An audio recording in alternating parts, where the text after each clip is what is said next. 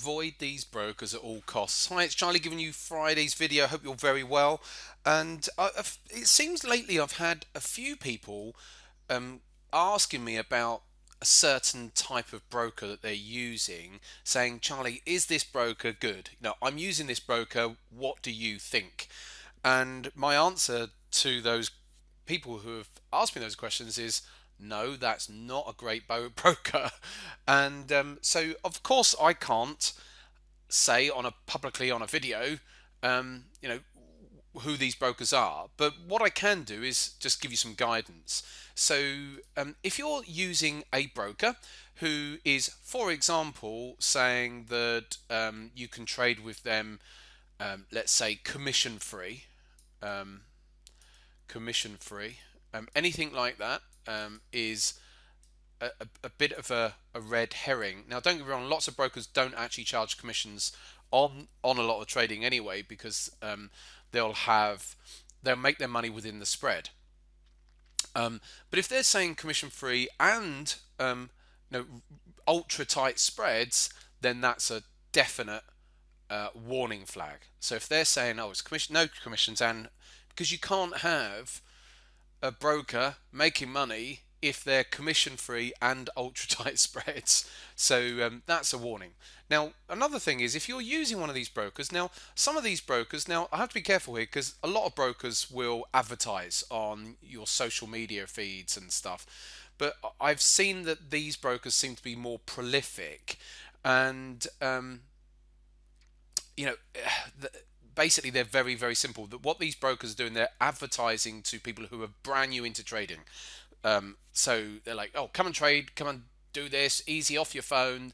That type of advert, those are the ones to watch out for. So I'm having to be really careful here about naming anybody, but certainly, what are the types of things that happen? Okay, so the types of things that happen are, you're in a trade, you've got a stop loss down here, and price. And literally, I had someone just email me about this just yesterday, saying that quite often they would get stopped out by this given broker anywhere up to 10 pips above where the actual stop loss was. They realized. So they were getting stopped out. The market wasn't actually going down to their stop loss when they would subsequently go back and have a look, and they'd be like, well, the market, and sometimes it's up to 10 pips away. The market needs to go to the stop loss. So what you need to do is, again, you need to be careful, because if you just use that broker's charts, then they may push the price down that way on the charts. So on their own charts, it will show that it went down to, what have we got here? Just make up some prices here. What's that? One, you've got to stop at 112.40. Okay. And they'll push their charts, their prices down there. So what you actually need to do is to then go and get some free charts, or free source of charts. I use on an app. I use for Forex, just for very, very quickly logging in. I use an app called Swiss Forex, just for quotes. That's all I do it for. Swiss Forex. So I've had that for years, and it's just a very good instant source of, open the app, bosh, there's a load of as many Forex pairs as you want to have clicked, then it will show you all those, and gold and stock market indices and stuff like that. So I use that not because I need an independent source, it's just quicker than actually open my own broker's app. So that's what I use. So something like that, if you're using a broker you're unsure about, then you can then start to cross-check and say, oh, okay, I've just got stopped out in this trade. I'm just going to go into the Swiss Forex app and see where the price went to. And if their prices are showing, well, price actually stopped here, but you got stopped out at 112.40, then you've got a problem with that particular broker. So this is just something that just seems to be cropping up at the moment. Maybe these brokers, and some of these brokers are making a huge amount of money because they're aggressively advertising on the likes of social media, getting people who are very new to trading to get into it, just using their simple apps and things like that, and as a result, they've massively increased turnovers and stuff, but they're in this business to make money out of you. That's the main point. They're not facilitating your trades per se. They're here to take the other side of your trades, and their vested interest is in you losing. If you lose, they win.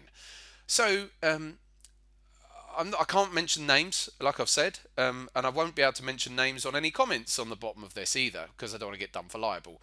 But I think you can have a pretty good guess at the types of brokers that I'm talking about. Now, if you're looking for a broker, do go to Kim's broker website. That's the easiest thing to get a comparison. But all of the brokers that Kim's put on that site, there's about 5, I think, on there, 5, maybe 6. They're all good. So it's just a case of which one best suits you. So all of the brokers on that, and it's called Best Brokers Online, bestbrokersonline.com, or is it .co.uk? I think it's .com. Actually, I better press pause and double check that. Yeah, it is. It's bestbrokersonline.com. Go on to there. Like I said, Kim has only put brokers on there that he's actually investigated and is happy to put on there. It's not a general comparison site where you're just putting general comparison sort of brokers up there. All of them pass Kim's sort of tests to say, right, okay, for the spread bet brokers, these are good. For the CFD brokers, these are good, etc., etc. And different brokers will have different needs, or different people will have different needs. So do go onto that site, check it out, and have a look at the brokers on there. Because one thing I know is that all of those are good. They're just different. They offer different types of services. So depending on the individual, might want slightly different things. So there you go. That's Friday's video today. Be careful out there, because the one thing that's always frustrated me in our, or the one thing, this is one of the things that's frustrated me in our industry, is because there's lots of good brokers out there, but there's plenty of bad ones, and those bad ones end up costing you money. So if you were getting stopped out, like I said, for up to 10 pips, and you were trading at even £1 a point, it's an extra £10 that's just cost you. Well, it's actually even more than that, because if they've stopped you out but the market might have actually gone up, then you've had a stop out, plus you've missed out on the winner as well. So actually, when you look at it across a year, then it costs you a lot of money in missed winners here and there, and also they tend to slip you a lot more as well. So it's a real bugbear of mine, but it's something that happens in our industry if you're with the wrong type of broker, and you don't have to be. There's plenty of good brokers out there. Do some investigations. And generally speaking, those brokers won't have great reviews. So I don't need to say much myself. They just won't have. If you start Googling them, you'll start to realize that those brokers don't have great reviews. Anyway, or by all means, just email Sam and she'll help you. But there you go. That's enough for today. I shall see you next week. Kim's doing live trading today. I'll be doing my live trading video next week. Take care for now.